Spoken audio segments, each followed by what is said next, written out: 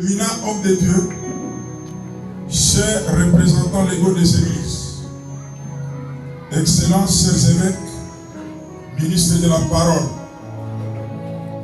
Monsieur le chef de quartier Kikaville, représenté,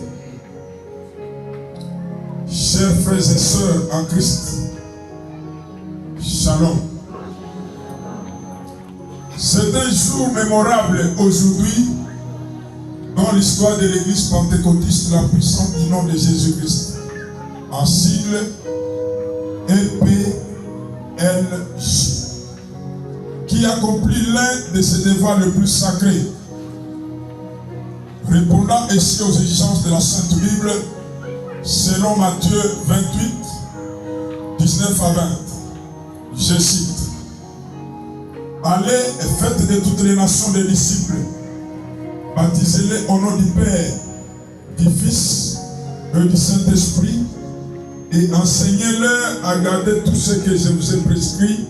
Et voici, je suis avec vous tous les jours jusqu'à la fin du monde. Fin de citation. Chers distingués invités, nous vous remercions d'avoir répondu favorablement à notre invitation afin d'assister à l'intronisation et au sacre de l'homme de Dieu, je cite, l'apôtre Mbumba Jean-Marc, dans l'œuvre à laquelle il a été appelé par le Saint-Esprit, que nous voulons le faire publiquement selon le modèle biblique, tout en nous conformant à la parole de Dieu en guise de témoignage. Celui qui appelle et qui met à part son serviteur, c'est Dieu. Mais il revient à nous, sacrificateurs, d'ordonner.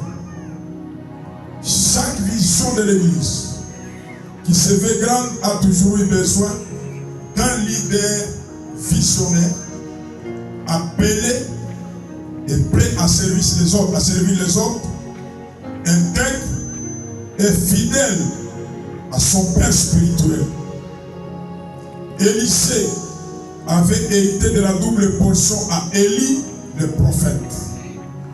Et Josué avait succédé à Moïse grâce à sa fidélité d'abord à Dieu et à son leader principal. Bien-aimés dans le Seigneur, distingués invités, la cérémonie de ce jour témoigne l'humilité, la fidélité, l'attachement à Dieu et à son Père spirituel de celui qui sera ordonné. Ne dit-on pas que l'humilité précède la gloire? Chers frères et sœurs à Christ, le grand sacrificateur Aaron et ses 4 fils ont été consacrés devant l'assemblée des enfants d'Israël bibliquement. Et c'est ce que nous allons faire aujourd'hui, dans quelques instants, tout en demandant à l'assistance ici présente, en général, et à chacun de vous d'une manière ou d'une autre, de soutenir cet homme de Dieu dans son nouveau mandat, afin qu'il puisse réussir cette œuvre pour la gloire du royaume de Dieu. Soutenez-lui selon son nouveau statut, et l'Éternel vous bénira. Car il ne sera plus ce qu'il était, mais il sera désormais appelé loin de Dieu. Que vive l'évêque suprême de l'Église, Jésus-Christ notre Seigneur.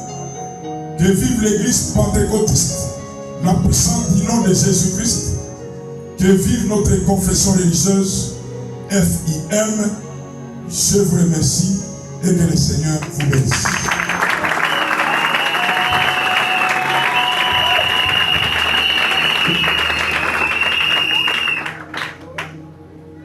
Qui est Mbumba Jean-Marc que nous voulons consacrer ce dimanche 16 mars 2025?